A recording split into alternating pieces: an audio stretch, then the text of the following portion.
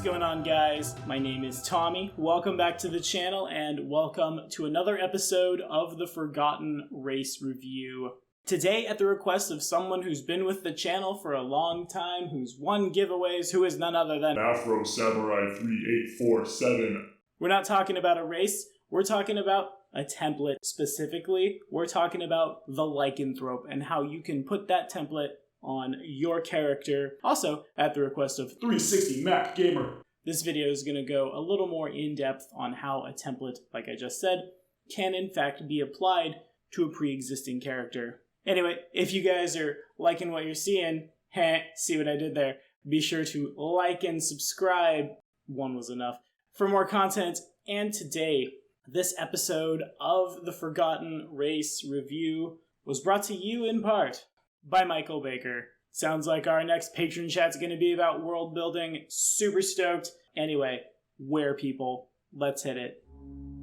So, of course, as we all know, lycanthropy is the mythological ability or power that a human being might have to turn into an animal-like state. Think a werewolf.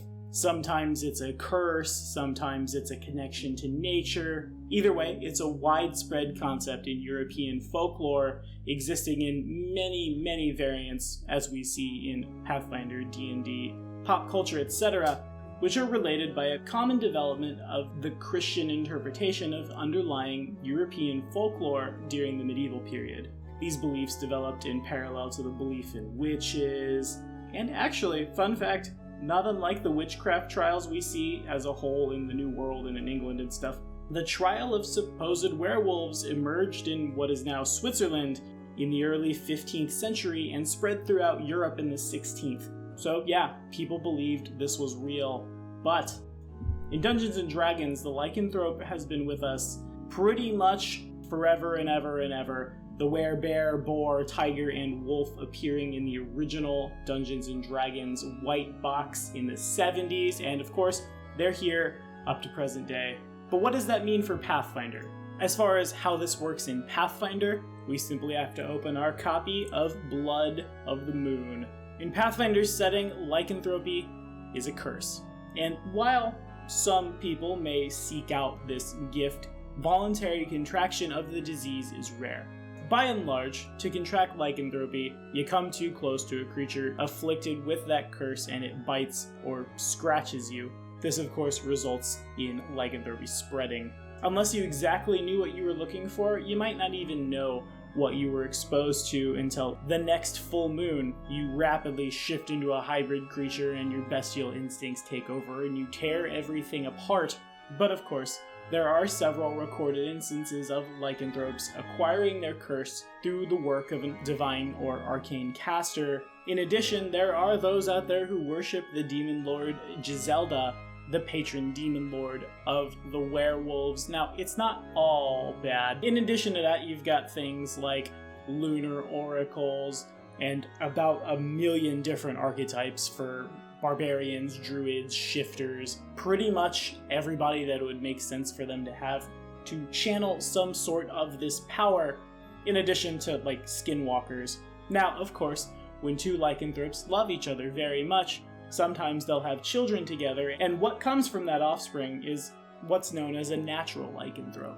These guys are just as accursed as their counterparts, the afflicted lycanthrope, except that they, for the most part, are capable of controlling their bestial urges. They can transform at will, and they're not so attuned to the phases of the moon, but that doesn't stop a lot of natural lycanthropes from giving in and turning toward a path of depravity and insatiable hunger. But of course, what does that mean for our character, you might ask? Well, if you get bitten, or if your werewolf ancestry on your elf happens to manifest a little later in life, not in the form of a skinwalker, that's what's called the lycanthrope template. A template is a set of basically math and special attacks you can add to a character after its creation at any time to turn your character into something else. This is especially true for lycanthropy, because you might want to play a lycanthrope at level 1, or at level like 5, 6, 7, 8. You might get bitten, not unlike what happened to Trin in the package, but that's a spoiler anyway. The lycanthrope template, if you stick to it real hard, will increase the challenge rating of the affected creature by 1. The creature gains the shape changer subtype and takes on the characteristics of some type of animal within one size category of the base creature's size. So medium creatures can be bitten by small, medium, or large. Small creatures can be bitten by tiny, small, or medium. A lycanthrope's hybrid form is the same size as the base animal or the base creature, whichever is larger. In either case, in hybrid or animal form, the lycanthrope has the natural armor bonus of the animal you choose when creating your template, +2. In addition, if you're a natural lycanthrope, you gain damage reduction 10 over silver, while in animal or hybrid form, the afflicted, of course, gets damage reduction 5 over silver. Increase your speed equal to your base creature or base animal form, depending on which form you're using. So your normal form uses your normal speed, your beast form, and we'll get to that in a second, uses the creature's speed, and the hybrid uses the creature's speed as well. In addition, a lycanthrope gains natural attacks in animal and hybrid form just like the base animal had, and retains all the special attacks, qualities, and abilities of the base creature. In hybrid or animal form, it gains the special attacks, qualities, and abilities of the base animal, in addition to low light vision, scent, and the change shape ability. As you probably guessed from what I just read, all lycanthropes do in fact have 3 forms: a humanoid form, an animal form, and a hybrid form. Equipment doesn't meld with the new form between humanoid and hybrid form. You're not a druid, but it does between those forms and animal form. So in that case, you kind of are. A natural lycanthrope can shift into any one of its 3 alternate forms as a move equivalent action. An afflicted lycanthrope can assume animal or hybrid form as a full round action by making a DC 15 Constitution check, or humanoid form as a full round action by making a DC 20 Constitution check. On nights when the full moon is visible, an afflicted lycanthrope gains a +5 morale bonus to Constitution made to assume animal or hybrid form, but a -5 penalty to con checks made to assume the humanoid form. An afflicted lycanthrope reverts to its humanoid form automatically with the next sunrise, or after 8 hours of rest, whichever comes first, and a slain lycanthrope reverts to its humanoid form, though of course it stays very dead. Now, if you're a natural lycanthrope, your bite attack in animal or hybrid form can infect a humanoid target with lycanthropy at a fortitude save DC 15 to negate. Of course, again, if the victim's size is not within one size category of yours, the ability has no effect. In any form, a natural lycanthrope can communicate and empathize with animals related to their animal form. You can use diplomacy to alter such an animal's attitude, and when you do so, you get a +4 racial bonus on the check. The afflicted only gain this in animal or hybrid form. Now, we get to the fun part. This template does adjust your ability scores in quite a different way than most templates do. In all of your forms, a lycanthrope gains a +2 to its wisdom and a -2 to its charisma, and a +2 to strength and con in hybrid and animal forms. In addition to these adjustments, a lycanthrope's ability scores change when he assumes hybrid or animal form. In human form, you have your base creatures stuff with the bonuses I just read, but in animal or hybrid form, a lycanthrope's ability scores are the same as the base creatures or the base animals, whichever ability score is higher. So, okay, this might not necessarily be the strongest choice you could make, but for example, a direwolf. This kind of works in the same vein as the synthesist summoner. That is to say, if your character had 7 strength, 7 dex, 7 con, when you assume your hybrid or animal form, you'd grab these stats with the pluses and minuses that we've seen.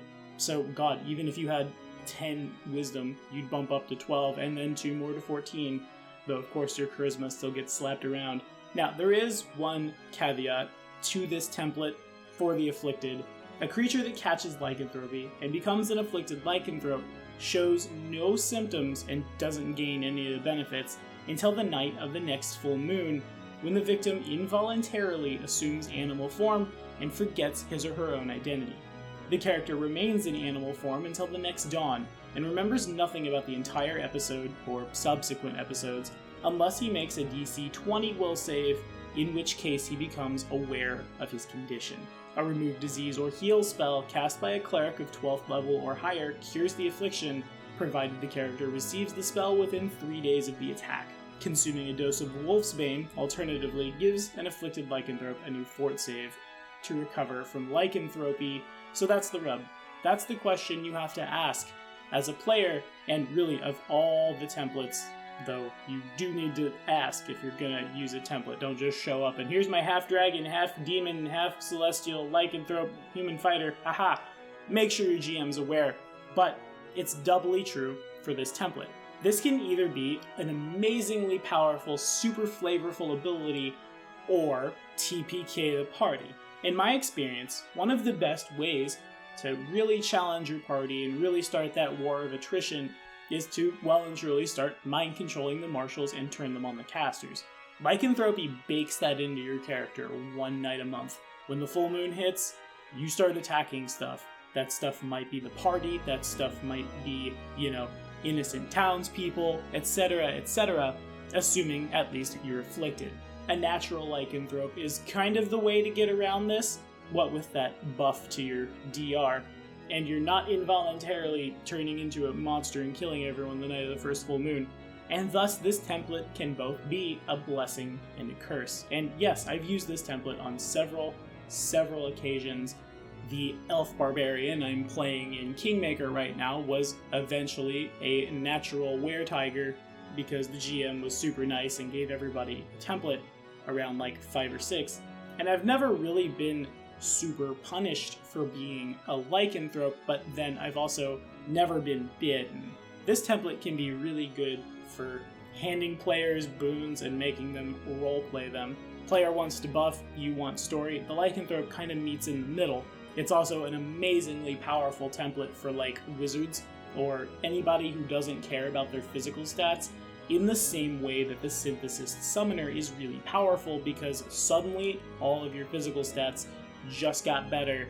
There's nothing that stops you from speaking. Just set down your spell component pouch before you wolf out or bear out or tiger out or whatever animal within one size category of you that you chose, so you don't explode them, and still have your spellcasting resources available while also having like pounce on a were-tiger or powerful charge on a were-rhino. The options are pretty endless. This template can get mileage time and time again, and I really enjoy it. But what do you guys think about this template? Have you played a werewolf before? Have you used them as plot devices before? And in general, how do you feel about letting your party have templates in a Pathfinder game? Let me know down in the comments. And as always, thank you guys so much for watching. We've got several other templates down the line, but next week we're going to one of my favorite races on the Forgotten Race review, the Hobgoblin. See you next Monday.